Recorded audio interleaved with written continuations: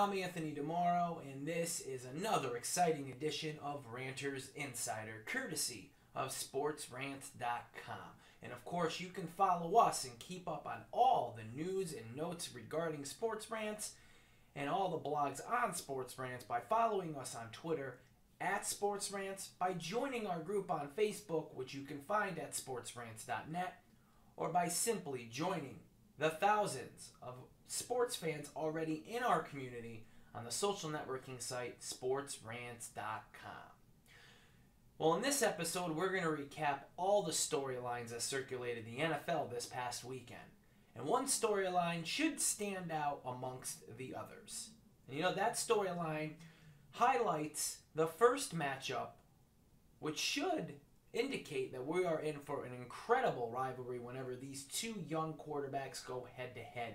And that game yesterday was between rookie Andrew Luck, the quarterback of the Indianapolis Colts, and rookie Ryan Tannehill, the quarterback of the Miami Dolphins. These two matched up yesterday, and coming from somebody who's not only a Dolphins fan, but who watched every play and every snap of that game, Andrew Luck put in a performance for the ages with over 433 yards, 2 touchdowns, and of course, breaking and setting a new NFL record for passing yards in a game by a rookie quarterback, originally held by Cam Newton of the Carolina Panthers. Luck outdid that performance by turning in 433 yards and 2 touchdowns. Now, while Luck may have the headlines in this game, and rightfully so, it's easy to forget that Ryan Tannehill, for the most part of the game, for the first half, was almost matching Luck stride for stride with incredible throws, important plays, and impeccable decisions that kept the Dolphins in this game, and for the most part of it, had them owning the lead. These two quarterbacks did battle, and many fans can remember a Dan Marino and Jim Kelly matchup in the 90s, but most people are pointing to this being an indicator of another great rivalry in the AFC between two good quarterbacks that should end up to be great quarterbacks by the time it's all said and done, and in fact by the time they fully get acclimated to the NFL life. And those two quarterbacks are drawing comparison to, well, Tom Brady and Peyton Manning, who did battle in the AFC East for over a decade, while their two teams, the Patriots and the Colts, battled for AFC supremacy.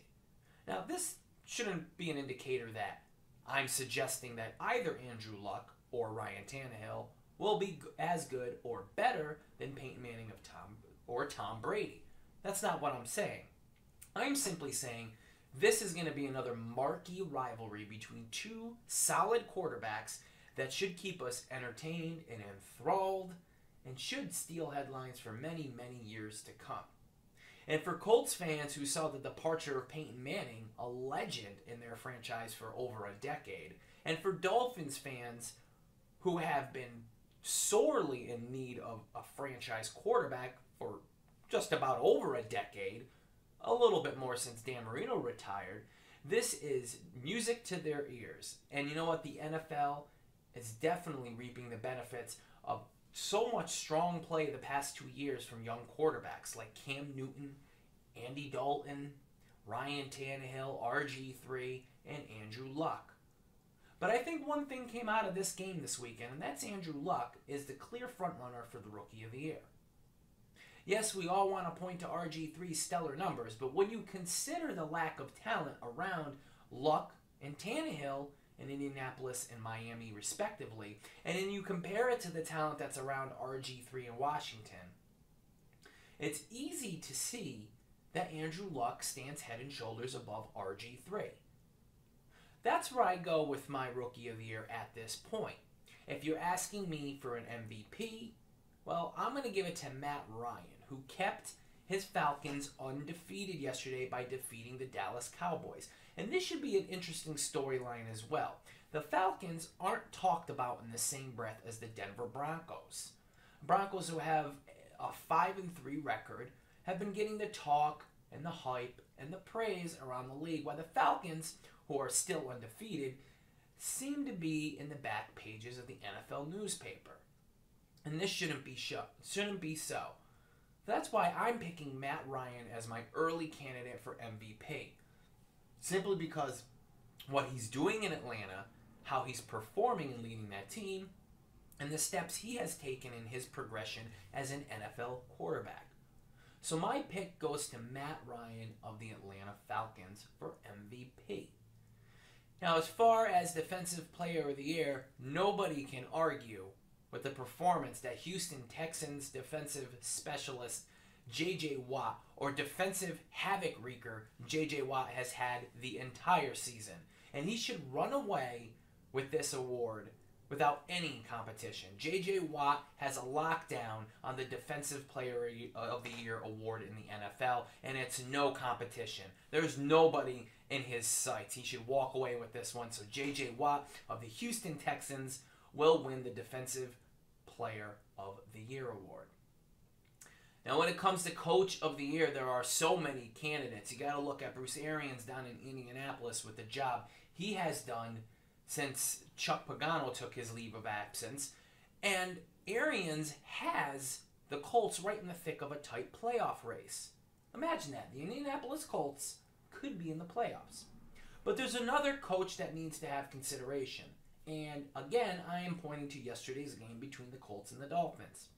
What Joe Philbin has done in Miami should land on the desk and in the headlines of every NFL beat writer and journalist in the industry.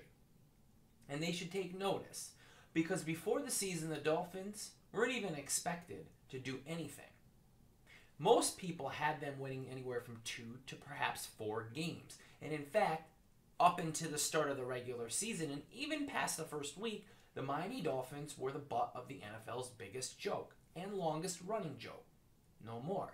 Philbin has taken a rookie quarterback, instilled a culture of detail orientation, of execution and efficiency, and basically took the same roster of Miami Dolphins and turned them into winners and perennial playoff contenders. And they should have multiple Pro Bowlers represented in the annual Pro Bowl. Now, Joe Philbin's going to get my call for Coach of the Year. Maybe it's my bias being a Dolphins fan, but I think it goes without saying. Now, let's see who's on the hot seat this year so far in the NFL in terms of coaches. My biggest hot seat is going to go to Dallas Cowboys head coach Jason Garrett. Jason Garrett is one of the most highest paid NFL coaches in the league and does not produce anything that would indicate he is delivering on that lofty investment from Big D.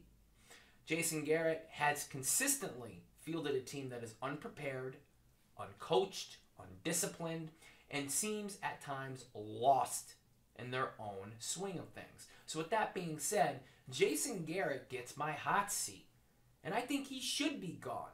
Now, with the recent suspension of Sean Payton and the voiding of his contract, it should be an interesting storyline to see if Payton goes back down to Big D, where he was very instrumental in the development of Tony Romo, and takes the Dallas Cowboys job. And I think this is the perfect scenario for both Payton and the Cowboys. The Cowboys get to rid themselves of a coach who has just been outright terrible since taking the helm.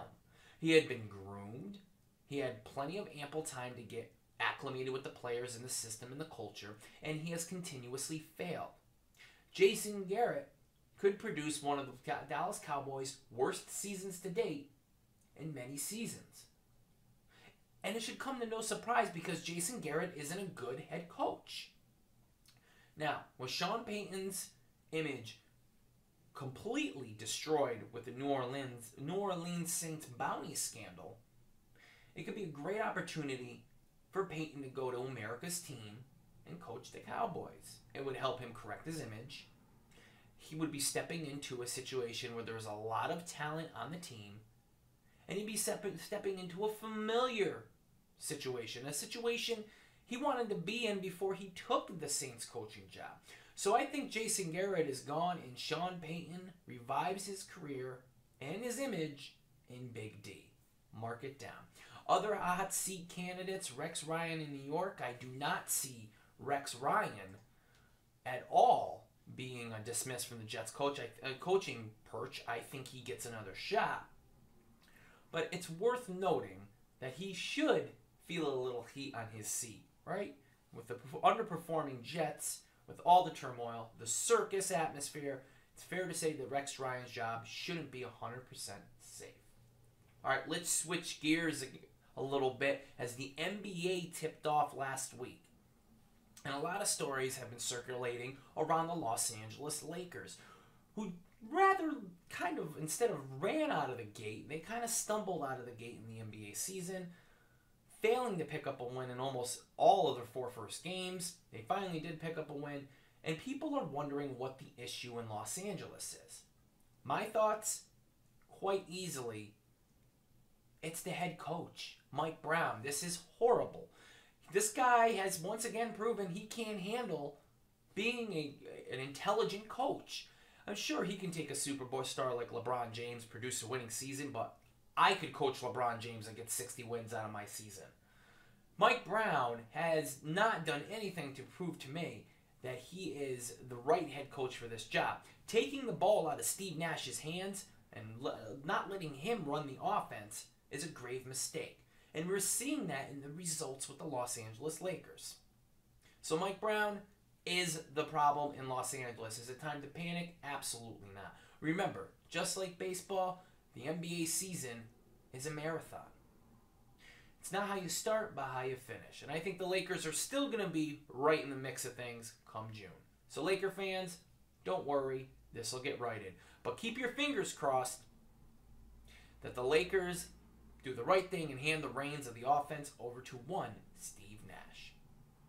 All right, it's about that time in Ranters Insider where we highlight a blog of the week. And in this week, we are highlighting sports talk radio host Julie Bueller in her blog, Bueller's Day Off. Now, Julie is a great and popular sports talk radio host. She has a great show, which you can listen to live by clicking on that link right beside me. You can get there, you can listen to her show, follow her on Twitter, follow her on Facebook. But remember, Bueller's Day Off. It's a great show and a great blog, courtesy of sportsrants.com. It's blogging community. Go on over, bookmark it, read her stuff, listen to her show, and make Bueller's Day Off a part of your day. All right, guys, that is it for this edition of the Ranters Insider. Do not forget to come on over to sportsrants.com and make your free profile, as well as join our online social network community filled with sports fans. And as always, I implore you guys to come listen to the shows on Sports Rants Radio. We have a great lineup of shows, the #1 rated online sports talk radio station. Come on over, join the discussion, join the debate, join the conversation. I'm Anthony DiMoro, and until next time, right here on Sports Rants, this has been Ranters Insider. Enjoy your week, and I'll see you on the airwaves.